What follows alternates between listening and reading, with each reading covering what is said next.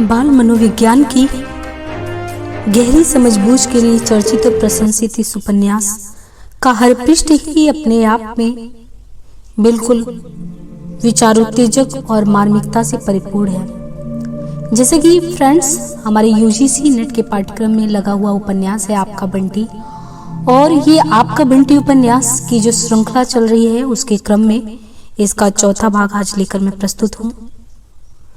देखिए, उपन्यास में जैसे जैसे एक तरीके से जो कहानी है वो बढ़ रही है। आज क्या है कि आज पापा आने वाले हैं। पापा यानी अजय, और अजय के बंटी के पिताजी अजय थे, लेकिन अब तो संबंध विच्छेद हो गया है। एक तरीके से वैवाहिक टूटन के शिकार है। तलाक हो चुका है, लगभग होने वाला है, हो नहीं चुका है, अभी हो जाएगा इसमें। तो ऐसे में बंटी जो है जान रहेगी आज पापा आने वाले हैं उसके लिए, और शकुन के लिए भी कुछ नया ही समझिए है, क्योंकि एक जीवन का उनका नया अध्याय शुरू होने वाला है। 10 बजे बंटी को सर्किट हाउस पहुंच जाने को लिखा है। मम्मी है कि पता नहीं कैसे मुंह लिए घूम रही है, ना हंसती है ना बोलती है, लेकिन बच्चा देखो कैसे सोच रहा है इसके बारे में कि मम्मी है कि पता नहीं कैसे मुंह लिए घूम रही है, ना हंसती है ना बोलती है, बस गुमसुम। इस बार वकील चाचा के जाने के पास से ही मम्मी ऐसी हो गई हैं। वकील चाचा भी एक ही हैं, बस खुद तो बोल बोल कर ढेर कर देंगे और मम्मी बेचारी को बोलती ही बंद करा देंगे। पता नहीं क्या है मम्मी को, उसे देखना शुरू करेंगी तो देखती ही रहेंगी, ऐसे मानो उसके भीतर कुछ ढूंढ रही हूँ। रात को कहानी भी नहीं सुनाती, ज्यादा कहो तो कह देती हैं सो जा, कल सुनाऊंगी। वह तो सो जाती है, पर मम्मी को ऐसा करना चाहिए। उस दिन रात में पता नहीं कब बंटी की नींद खुल गई। देखा दूर पेड़ के नीचे कोई खड़ा है। डर के मारे उससे तो चीखा तक नहीं गया, बस सांस जैसे घुट कर रह गई थी। और वे मम्मी निकली। उसके बाद कितनी देर तक मम्मी से थपकती रही, दिलासा देती रही, पर दहशत जैसे जमकर बैठ गई थी। आधी रात को ऐसे कहीं घूमा जाता है क्या? चाचा जो कह गए थे गड़बड़ होने की बात, वह बिल्कुल ठीक है, जरूर कुछ गड़बड़ हुआ है। मम्मी पहले तो ऐसी नहीं थी, पर वह क्या करे, मम्मी जब चुपचाप हो जाती है तो उसका मन बिल्कुल भी नहीं लगता। परसों ही तो पापा की चिट्ठी आई थी, लिफाफे पर मम्मी का नाम लिखा था। पिछली बार तो लिफाफे पर भी उसका नाम था। अंदर भी तो 2 कागज निकले, एक मम्मी खुद पढ़ने लगी, दूसरा उसे पकड़ा दिया गया। तो क्या मम्मी के पास भी पापा की चिट्ठी आई है? मम्मी पापा क्या दोस्ती करने वाले हैं? उसने अपनी चिट्ठी पढ़ ली और फिर मम्मी की ओर ध्यान से देखने लगा। मम्मी क्या खुश नजर आ रही हैं? कहीं कुछ नहीं, बस वैसे ही चुप बैठी हैं, मानो पापा की कोई चिट्ठी ही नहीं आई हो। एक बार उसकी चिट्ठी पढ़ने तक के लिए नहीं मांगी। पिछली बार तो केवल उसी के पास चिट्ठी आई थी और उसे पढ़कर ही मम्मी कितना प्रसन्न हुई थी। पापा के पास भेजने से पहले उसे अपनी बाहों में भरकर इतना प्यार करती थी, इतना प्यार किया था मानो वह कहीं भागा जा रहा हो। और जब वह लौट कर आया तो मम्मी उससे सवाल पर सवाल पूछे जा रही थी, और क्या कहा और क्या कहा कि मारे परेशान कर दिया था। मम्मी से छिपकर उसने मम्मी वाला पत्र उठाकर देखा। घसीटी हुई अंग्रेजों की 4-6 लाइनें थी। वह कुछ भी समझ नहीं सका। उसका पत्र हिंदी में था और बड़े बड़े साफ अक्षरों में। परसों रात को जब वह सोया था तो बराबर उम्मीद कर रहा था कि मम्मी जरूर पहले की तरह प्रेम करेंगी, कुछ कहेंगी, पर उन्होंने कुछ नहीं कहा। सिर्फ पूछा तो जाएगा पापा के पास, यह भी कोई पूछने की बात थी? भला पापा आ रहे हैं और वह जाएगा नहीं। उसके बाद मम्मी बोली भी नहीं। इस समय मम्मी उदास बिल्कुल नहीं है। मम्मी की उदासी वह खूब पहचानता है। बिना आंसू के भी आंखें कैसे भीगी भीगी हो जाती हैं। अच्छा है, बैठी रहे ऐसे ही। वह तब पापा के पास जाकर खूब घूमेगा, चीजें खरीदेगा। हाँ नहीं तो देखिए, बच्चे के मन में ना कितना कौतूहल है। उसको गुस्सा भी आ रहा है कि क्यों नहीं अच्छा बर्ताव करें, या उसे ये भी लग रहा है क्यों ये लोग दोस्ती नहीं कर सकते। बच्चा है ना, उसे नहीं समझ में आ रहा है सब चीजें। तो लेखिका ये बताती है हर बच्चे की मना स्थिति होती है जब वो बचपन में होता है, और बाल्यावस्था में उसे वो हर एक चीज पाने का अधिकार होता है, जिससे अगर आप उससे छीन लेते हैं तो उसका बाल मनोदशा क्या हो जाता है। वह जल्दी जल्दी तैयार हो रहा है और मन ही मन कहीं उन चीजों की लिस्ट तैयार कर रहा है जो उसे मांगना है पापा से। कैरम बोर्ड जरूर लेगा, एक व्यू मास्टर भी लेगा। दूध दलिया खा लो। फूफी अलग ही अपना मुंह फुलाए घूम रही है। पिछली बार भी पापा आए थे तो यह ऐसे ही भन्ना रही थी जैसे इसकी भी पापा से लड़ाई हो। मैं नहीं खाता दूध दलिया, बस रोज सड़ा सा दूध दलिया बनाकर रख देती हैं। बंटी क्या बात है, कैसी सख्त आवाज में बोल रही है मम्मी? बंटी भीतर ही भीतर सहम गया, धीरे से बोला, हमें अच्छा नहीं लगता दूध दलिया। क्यों, दूध दलिया तुझे खूब पसंद है? एक दिन भी ना बने तो शोर मचा देता, आज ही क्या बात हो गई? पसंद है तो रोज रोज वही खाओ, एक ही चीज बस। मैं नहीं खाता। देख रही हूँ जैसे जैसे तू बड़ा होता जा रहा है वैसे वैसे जिद्दी और ढीठ होता जा रहा है। अच्छा है, बहुत उड़वा सबके बीच मेरी। कैसी बोल रही है मम्मी, इसमें बद उड़वाने की क्या बात हो गई? वह नहीं खाएगा दूध दलिया, बिना नाश्ता किए ही चला जाएगा। और मेरे से उठ गया तो मम्मी ने एक बार फिर भी नहीं कहा कि कुछ और बना दो। ना कहीं उसका क्या जाता है। हीरा लाल को कल ही कह दिया था कि ठीक 9 बजे आ जाना। 9:30 बज रहे हैं पर उसका पता नहीं। बंटी बेचैनी से इधर उधर घूम रहा है। थोड़ी थोड़ी देर में घड़ी देख लेता है। मम्मी किताब लेकर ऐसे बैठी हैं जैसे समय का कुछ होश ही नहीं हो। वह बताए कि 9:30 बज गए हैं, पर क्या फायदा, कह देंगी अभी आता होगा।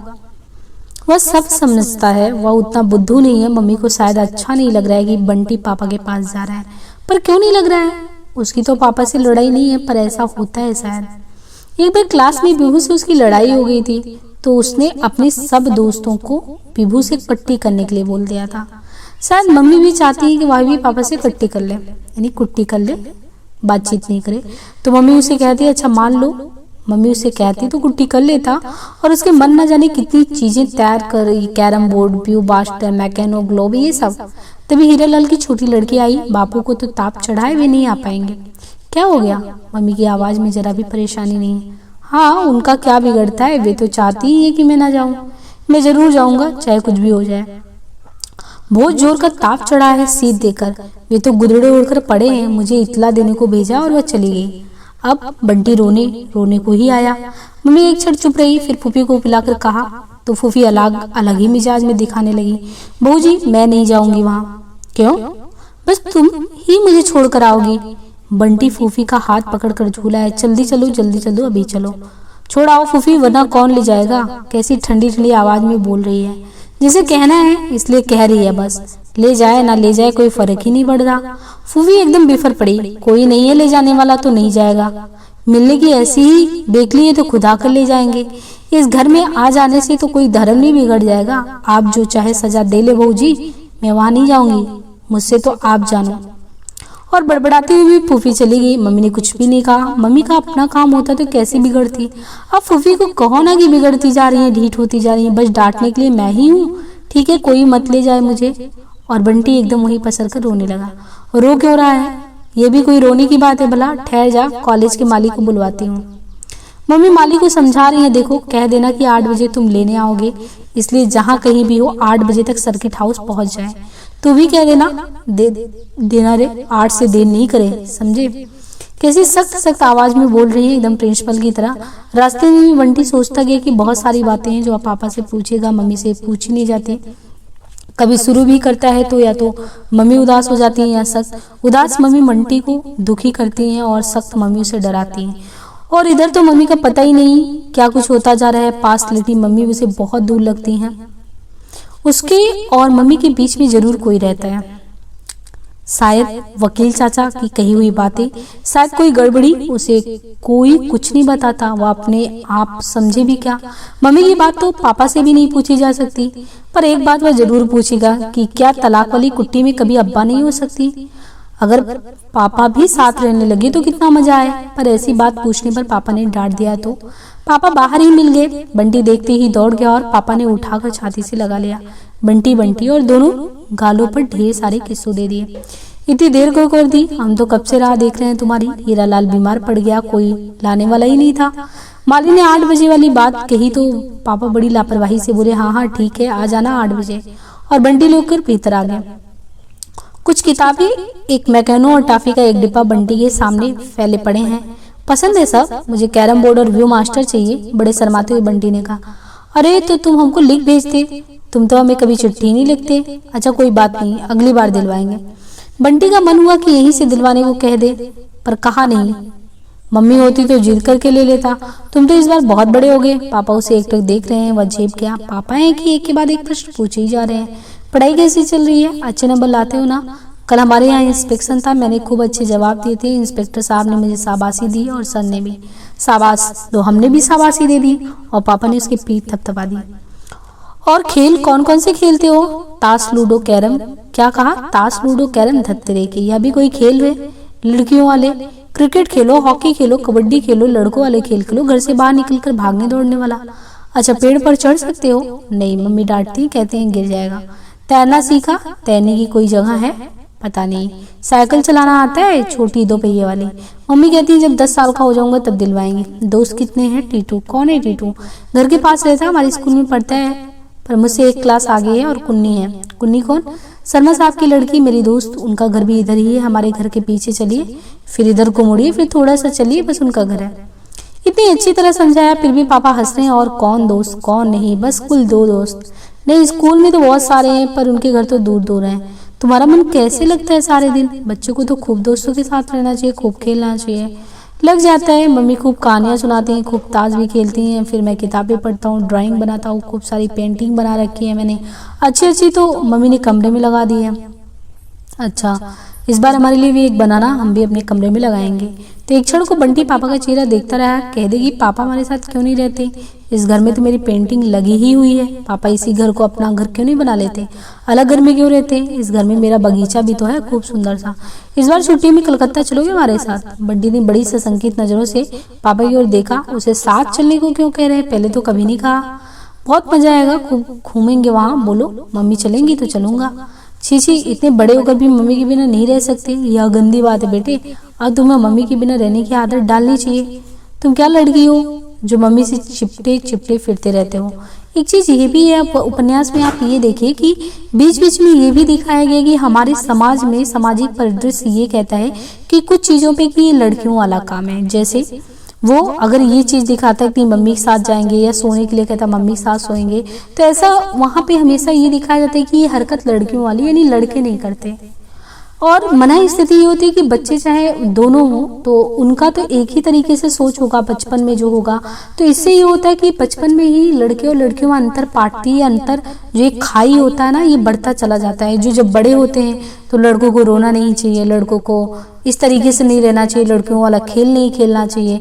यही कारण एक तरीके से लगता है ना कि महिलाओं के साथ जो एक रवैया जो अपनाया जाता है, कह सकते हैं कि इनके साथ अलग व्यवहार, महिलाओं के साथ अलग व्यवहार, क्योंकि ये खाई तो बचपन में ही एक तरीके से बो दी गई है। जड़ जो पनपने वाली स्थिति थी उसी में ये डाल दिया गया। अब कैसे बार बार कह रहे हैं कि वो ताश खेल रहा है, कैरम खेल रहा है, बट उन सबको हटा के उसके पिताजी कह रहे हैं कि ये लड़कियों वाली खेल है। ये इसके पहले भी जो संबोधन था उनके चाचा वगैरह के, ये चीज लड़कियों वाला है, तो ये लड़कों और लड़कियों वाला सब सेपरेट कर देते हैं, एक समान दृष्टि से देखने की बात नहीं करते हैं, जिससे सामाजिक असमानता का स्तर अगर हमारे यहाँ पे देखें, लिंग असमानता का, तो कितना बढ़ जाता है। अब ये बंटी बहुत संकुचित हुआ है, भीतर ही भीतर कहीं गुस्सा भी आने लगा कि फूफी ऐसे कहती तो मजा चखा लेते, पापा से क्या कहें। मतलब कि जब वो कहते हैं कि तुम लड़की हो जो चिपटे चिपटे फिरते रहते हो, पर पापा ऐसी बातें करते ही क्यों? खुद तो मम्मी के साथ नहीं रहते चाहते, वो भी नहीं रहे, बहुत चालाक है। एकाएक उसके मन में सामने बैठे पापा के लिए गुस्सा उफरने लगा। बहुत मन हुआ पूछे आप मम्मी को भी साथ लेकर क्यों नहीं चलते। उसने एक उड़ती सी नजर डाली, पता नहीं पापा उसकी बात से कहीं नाराज हो जाए तो। वह पापा को जानता ही कितना है, मम्मी को तो हर बात का उसे पता है, पर पापा का। बोले इस बार छुट्टी में तुम्हें वहां बुलवाने का इंतजाम करें, छुट्टियां खत्म हो जाएंगी तो वापस भिजवा देंगे, नई नई चीजें देखोगे, विक्टोरिया महल, बोटेनिकल लैक्स, जू। और पापा एक एक चीज के बारे में विस्तार से बताने लगे, बड़ा शहर की बड़ी बड़ी इमारतें, बड़ी बातें। और थोड़ी देर पहले समाया हुआ बंटी के मन का संकोच और भय इन बातों के बीच खुलने लगा। एक एक जगह के कई चित्र उसकी आंखों के सामने बनने बिगड़ने लगे। मन में एक साथ ही जाने कितना उत्साह और कौतूहल जाग उठा। वहाँ सब बंगले में, मतलब वहाँ पे बातचीत जो करते हैं तो कलकत्ते में, तो वहाँ सब बंगला में बोलेंगे, तो मैं क्या करूँगा। वहाँ सब मछली भात खाते हैं, तब तो सारे शहर में मछली की बदबू आती रहती होगी। 13-14 तल्ले के मकान कितने ऊंचे होते होंगे। और वह नजर ऊंची करके अंदाज लगाने लगा। हुगली में जहाज भी तो चलते हैं, हम देख सकते हैं भीतर तक जाकर। पीसी सरकार भी तो वहाँ रहती है, आपने जादू देखे हैं उनके, कमाल। 7 बोनों वाली कहानी के जादूगर जैसा है पीसी सरकार। अच्छा पापा, बंगाल की जादूगरनियां देखिए आपने, जो आदमी का भेड़ बनाकर रख लेती है। जादू के जोर से आदमी वेश बदल सकता है, और हर उत्तर के साथ उसके सामने कौतूहल भरी एक नई दुनिया खुलती जा रही है। वह मुग्ध से सुन रहा है और कल्पना की आंखों से बहुत कुछ देख भी रहा है। पर बोलो आओगी छुट्टियों में, के साथ ही सारा जादू एक झटके के साथ टूट गया। नहीं, बिना मम्मी के वह नहीं जाएगा, जा ही नहीं सकता। खाना खाकर पापा ने कहा है चलो थोड़ी देर सो लेते हैं, शाम को फिर घूमने चलेंगे, दोपहर में तो सोते हो ना। उसने यूं ही सिर हिला दिया। पापा ने उसे पलंग पर लेटा दिया और खुद नीचे लेट गए। मम्मी होती तो साथ ही सुला देती। लेटते ही पापा को नींद आ गई। बंटी क्या करे, उसे नींद ही नहीं आती। यहाँ से तो निकल कर भी नहीं जा सकता। थोड़ी देर तो वह चुपचाप लेटा लेटा कलकत्ता ही देखता रहा। फिर एकाएक उसे घर की याद आने लगी, मम्मी की याद आने लगी। वह शाम को आता तभी ठीक था। लो, पापा की तो नाक भी बजने लगी घुर घुर। बंटी को हंसी आने लगी। वह एकटक पापा के चेहरे की ओर देखने लगा। बिना चश्मे के कैसे लग रहे हैं पापा के चेहरे। उसे ख्याल आया, उसने इतने गौर से तो पापा का चेहरा कभी देखा ही नहीं। मम्मी के चेहरे की तो एक एक लाइन उसकी जानी पहचानी है। पापा के हाथों में बाल कितने बड़े बड़े हैं। और तभी आंखों के सामने मम्मी की चूड़ी वाली कलाई उभर आई। बंटी बहुत उबने लगा तो पापा की लाई हुई किताबों में से एक किताब शुरू कर दी। शाम को तांगे में बिठाकर पापा ने उसे घुमाया, आइसक्रीम खिलाई, चाट खिलाई, गन्ने का रस पिलाया। बंटी सोच रहा था कि पापा शायद कुछ चीजें और दिलवाएंगे, लेकिन उन्होंने कुछ नहीं दिलवाया। बंटी को थोड़ी सी निराशा हुई, पर फिर भी उसे मांगा नहीं गया। खा पी कर घूम फिर कर शाम को वे लोग वापस आ गए। तांगे से उतरकर बंटी भीतर जाने लगा कि एकदम पापा की चिल्लाहट सुनाई दी। मुड़कर देखा, पापा तांगे वाले को डांट रहे थे। पता नहीं तांगे वाले ने क्या कहा कि पापा और जोर से चिल्लाए, झूठ बोलते हो। घड़ी देखकर तांगा किया था, मैं एक पैसे भी ज्यादा नहीं दूंगा। बंटी सहम कर जहां का तहां खड़ा हो गया। तांगे वाले ने कुछ कहा और कूद कर तांगे से नीचे उतर आया। पापा एकदम चीख पड़े, यू शट अप, जबान संभाल कर बात करो। जितना रहम खाओ उतना ही सर पर चढ़े जा रहे हो। जूते की नोक पर ही ठीक रहते हैं ये लोग। पापा का चेहरा एकदम सुर्ख हो रहा था और आंखों से जैसे आग बरस रही थी। बंटी की सांसें जहां की तहां रुक गई। चपरासी और दरबान ने बीच बचाव करके तांगे को रवाना किया। पापा अभी भी जैसे हाफ रहते और बंटी सहमा हुआ था। उसने पापा को कभी गुस्साए हुए तो देखा नहीं था। एक ख्याल आया, कभी इस तरह उस पर गुस्सा हो तो। वह भीतर तक कांप गया। एकाएक उसे बड़ी जोर से मम्मी की याद आने लगी। अब वह एकदम मम्मी के पास जाएगा, माली आया है या नहीं। तभी चपरासी ने कहा, बाबा को लेने के लिए आदमी आया था, आधा घंटे तक बैठा भी रहा, अभी गया है, बस आपके आने के 5 मिनट पहले। बंटी की आंखों में आंसू आ गए। किसी तरह आंखों में ही पीता हुआ बड़ी असहाय नजरों से पापा की ओर देखने लगा। मन में समाया हुआ एक अनजान डर जैसे फैलता जा रहा था। पापा ने एक बार घड़ी की तरफ नजर डाली। चपरासी चला गया तो यह भी अच्छा तमाशा है। घड़ी देखकर घर में घुसो, जो समय उधर से दिया गया है उसी में घूमो फिरो और लौट आओ। नॉनसेंस। एक की बंटी की छलछलाई आंखें बह गई। पता नहीं माली के लौट जाने की बात सुनकर या पापा को गुस्सा देकर या कि दोनों के भय से पापा की रात में यही रहने को न कह दे। 2 दिन से पापा को लेकर जो उत्साह मन में समाया था वह एकदम बुझ गया और सामने खड़े पापा उसे निहायत अजनबी और अपरिचित से लगने लगे। अरे तुम रो क्यों रहे हो? रोने की बात क्या हो गई? माली चला गया, अब मैं घर कैसे जाऊंगा? सिसकते हुए बंटी ने कहा। पागल कहीं का, यहाँ क्या जंगल में बैठा है? मैं नहीं हूँ तेरे पास, मम्मी के पास जाऊंगा, रोते रोते बंटी ने कहा। हाँ हाँ, तो मैंने कब कहा कि मम्मी के पास नहीं जाओगे? पर माली तो चला गया तो क्या मैं तुम्हें छोड़कर आऊंगा बस? बंटी ने ऐसे देखा जैसे विश्वास नहीं कर रहा हो, कहीं उसे बहका तो नहीं रहे। अभी चुप करने के लिए कह दे और फिर कहने लगी कि सो जाओ। पापा ने पास आकर उसका माथा सहलाया, गाल सहलाया तो टूटा विश्वास जैसे फिर जुड़ने लगा। पापा फिर अपने लगने लगे। पागल कहीं का, इतना बड़ा होकर रोता है मम्मी के लिए? तो असुआई आंखों से ही बंटी हंस दिया। भीतर ही भीतर बड़ी शर्म महसूस हुई और ऊपर सचमुच उसे इतना जल्दी रोना नहीं चाहिए। बच्चे रोया करते हैं बार बार पर, तो अब तो वह बड़ा हो गया, अब कभी नहीं रोएगा इस तरह। बंटी पापा के साथ एक तरीके से अगर देखें तो वो तांगे में चढ़ गया। जब बंटी इतना डरा सहमा था और पापा का हाथ उस पर पड़ा और बहुत ही उसका मन हल्का हो गया, तो उसे बैठते ही फीलिंग आने लगी कि चलो अब पापा साथ में तांगे में बैठ के चल रहे हैं तो वहां चल के देखेंगे कि मम्मी को कैसा लगेगा। एकदम वो देखकर ये तो खुशी हो जाएंगी कि पापा साथ में आए। वो खींच कर पापा को अंदर ले जाएगा और मम्मी का हाथ पापा का हाथ मिला देगा।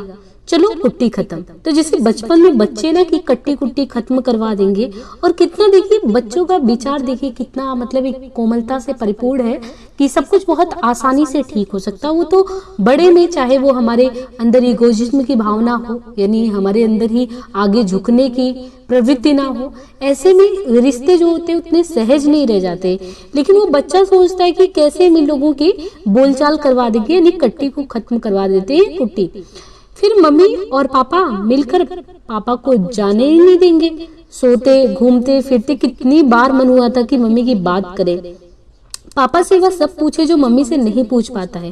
पर पापा का चेहरा देखता है और उसके अंदर भी ये होता है कि बात घुमड़ कर रह जाती है, क्योंकि बच्चा अभी संकोची है। मम्मी का स्वभाव तो परिचित है, पापा तो उसके पापा है, लेकिन फिर भी वो साथ में नहीं रहे। लेकिन बच्चा कितना, बंटी कितना समझदार है इस मामले में कि वो सोचता है कि कहीं हमारे पूछने से वो नाराज ना हो जाए। हालांकि उसके मन में बहुत सारे विचार चलते रहते हैं, पर पापा को साथ लाकर और दोस्ती की बात सोच सोचकर उसका मन थिरकने लगा है।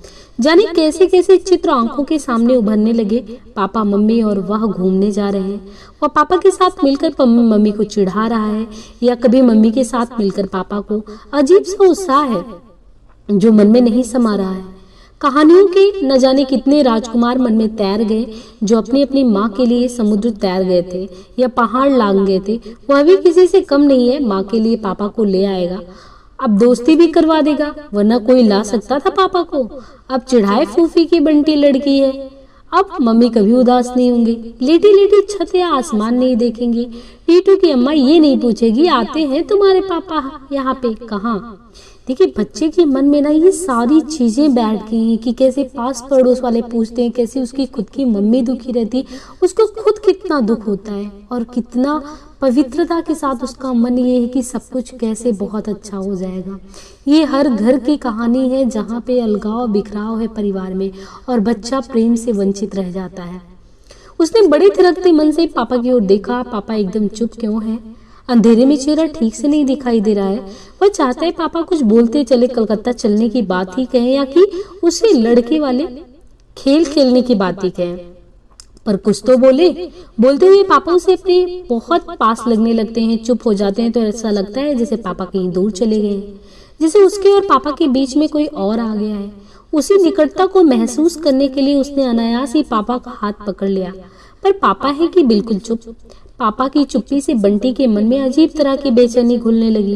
कहीं दोस्ती की बात करते ही पापा चिल्लाने लगे, आंखें लाल लाल करके। तो पापा का वही चेहरा उभर आया।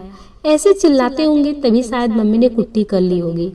बंटी ने फिर एक बार पापा की ओर देखा। अंधेरे में पापा का चेहरा दिखाई नहीं दे रहा है। बस यही घर है, बाईं तरफ वाला। कॉलेज के पास आते ही तांगा थम गया था। बंटी ने कहा तो तांगे वाले ने बाईं तरफ को लगा दिया। बंटी ने हाथ और कसकर पकड़ लिया। हाथ पकड़े पकड़े ही वह तांगे से नीचे उतरा और एक तरह से पापा को खींचता हुआ गेट की तरफ लेकर चला। उसे लग रहा था कि यदि उसकी पकड़ जरा भी ढीली हुई तो पापा छूटकर चल देंगे। सड़क पर से वह चिल्लाया, मम्मी पापा आए हैं। लॉन में से एक छायाकृति तेज तेज कदमों से फाटक की ओर आई। फाटक खुला और मम्मी के सामने आ खड़ी हुई। मम्मी को देखते ही बंटी का हौसला बढ़ गया। लगा जैसे वह अपनी सुरक्षित सीमा में आ गया है। पापा के हाथ को पूरी तरह खींचता हुआ बोला, भीतर चलिए ना पापा, मैं अपना बगीचा दिखाऊंगा, मोगरा खूब फूला है। पर मम्मी और पापा जहाँ के तहाँ खड़े हुए हैं, चुप और जड़ बने हुए। मैंने आदमी भेजा था, आपको शायद लौटने में देर हो गई, सो वह राह देखकर चला गया, आपको तकलीफ करनी पड़ी। कोई बात नहीं। बंटी ने चौंक कर पापा की ओर देखा। या पापा बोले थे? एकदम बदला हुआ स्वर, न प्यार वाला न गुस्से वाला। पता नहीं उस स्वर में ऐसा क्या था कि बंटी की पकड़ ढीली हो गई। फिर भी उसने कहा, पापा एक बार भीतर चलिए ना। मम्मी तुम कहो ना। बंटी रुआसा हो आया। कुछ देर बैठ लीजिए, बच्चे का मन रह जाएगा। मम्मी कैसे बोल रही हैं? किसी को ऐसे कहा जाता होगा ठहरने के लिए? रात हो गई है, फिर लौटने में बहुत देर हो जाएगी। इसी तांगी को रोक लीजिए, अभी कहाँ देर हुई है, चलिए ना। हाथ पर झूलते हुए बंटी ने पापा को भीतर खींच ही लिया। पापा भीतर आए। लॉन में ही मम्मी पापा आमने सामने कुर्सी पर बैठ गए। बंटी पुलकित, उसे समझ में नहीं आ रहा था कि क्या करे और कैसे करे। कल 10 बजे ही पहुंच जाना, दूसरा ही नंबर है, 15-20 मिनट में नंबर आ ही जाएगा। अपने आप आ सकोगी ना? हाँ पहुंच जाऊंगी। अंधेरे में दोनों के चेहरे नहीं दिखाई दे रहे, पर आवाजें कैसी बदली हुई हैं। पापा ने कहाँ आने को कहा है? मन हुआ पूछे पर हिम्मत नहीं हुई। मम्मी पापा की कोई बात है, उसे बीच में नहीं बोलना चाहिए। तभी एकदम दौड़कर गया। रात में पौधे सोते हैं, उन्हें छूने से भी पाप लगता है, और अगर फूल पत्ता तोड़ो तब तो बहुत बड़ा वाला पाप लगता है, काला वाला। यह बात अच्छी तरह जानते हुए बंटी अपने को रोक नहीं सका। 4-5 पत्तियों के बीच में 3 बड़े बड़े मोगरे सवेरे ही खिले थे, उन्हें लंबी डंडी के साथ तोड़ लिया। कहाँ लगाऊं? बूसर्ट में कहीं फूल लगेगा। उसके समझ में नहीं आ रहा था कैसे खातिर करे वह पापा की। लाओ हाथ में दे दो। पापा उठ खड़े हुए। यह मेरा बोया हुआ मोगरा है, मैं ही इन्हें सींचता हूँ रोज। दिन में आकर देखिए। बंटी ने फिर हाथ पकड़ लिया, वजह से पापा को जाने नहीं देना चाहता है। मम्मी भी साथ साथ चली। फाटक पर आकर पापा ने एक बार उसके गाल थपथपाए, पीठ पर हाथ फेरा और फिर धीरे से हाथ छुड़ाकर तांगे में जा बैठे। तांगा चल दिया। बंटी सन्न सा रह गया। मम्मी का चेहरा नहीं दिख रहा, पर उसकी अपनी आंखों में आंसू आ गए और आंसुओं के साथ साथ थोड़ी देर पहले मम्मी पापा के साथ रहने के जो चित्र मन में बने थे सब बह गए। वह और मम्मी पहली की तरह बिल्कुल अकेले अकेले। उसने बड़ी ही निरीह बेबस नजरों से मम्मी को देखा। मम्मी शायद उधर देख रही थी जिधर तांगा गया था, फिर धीरे से घूम गई। चल भीतर चलकर कपड़े बदल, मरी मरी सी आवाज में मम्मी ने कहा और उसकी पीठ पर हाथ रखकर उसे सहारा देती सी भीतर ले चली। मम्मी का हाथ उसकी पीठ पर रखा था, फिर भी किसी स्पर्श का ऐसा एहसास उसे नहीं हो रहा था, कम से कम मम्मी के स्पर्श का नहीं। तो क्या मम्मी उससे नाराज है? सवेरे की अनमनी मम्मी उसकी आंखों के सामने एक बार फिर घूम गई। उसने कुर्सी पर रखे डिब्बे और किताबें उठाई और मम्मी के साथ साथ भीतर आया। कमरे में पहुंचकर जैसे ही बत्ती जलाई, बंटी ने देखा मम्मी की आंखें लाल हैं। तो मम्मी रोई हैं, शायद बहुत ज्यादा रोई हैं। जाने क्यों उसका अपना मन रोने रोने को हुआ। एक अजीब सा अपराध भाव मन में घुमने लगा उसके, जिसे वह कोई बहुत ही गलत काम करके आ रहा हो। वह मम्मी को छोड़कर क्यों गया? सचमुच अब मम्मी की तरफ देखने की हिम्मत भी नहीं हो रही उसकी। मम्मी कुछ बोल भी तो नहीं रही, बस चुपचाप कपड़े निकाल कर दे दिए और ऐसे ही बाहर देखने लगी। शायद नहीं चाहती कि बंटी उनकी ओर देखे। एक बार उसका मैकेनो तो देखती, कितना बड़ा है। बदल लिए कपड़े, बस्ता भी अभी से जमा कर रख ले, सवेरे फिर जल्दी नहीं उठ गया तो। कल छुट्टी नहीं है और इंस्पेक्शन की। ओह, मैं भूल गई थी। मम्मी ने जल्दी से बत्ती बुझा दी और उसे लेकर बाहर आ गई। बंटी और मम्मी की पलंग पास पास बिछे हुए हैं, पर बंटी हमेशा पहले मम्मी के पलंग पर ही सोता है। मम्मी कहानी सुनाती है, फिर दोनों दुनिया भर की बातें करते हैं। उसके बाद बंटी अपने पलंग पर जाता है। कभी कभी तो वह कहानी सुनते सुनते मम्मी के पलंग पर ही सो जाता है। मम्मी बाद में उसे उसके पलंग पर लेटा देती है। पता नहीं क्यों उसे लग रहा है कि आज वह जैसे ही मम्मी के पलंग पर सोएगा, मम्मी मना कर देंगी, कहेंगी अपने ही पलंग पर सो, इतने बड़े हो गए हो, अभी तक मम्मी के साथ सोते हो, या ऐसे ही कुछ भी।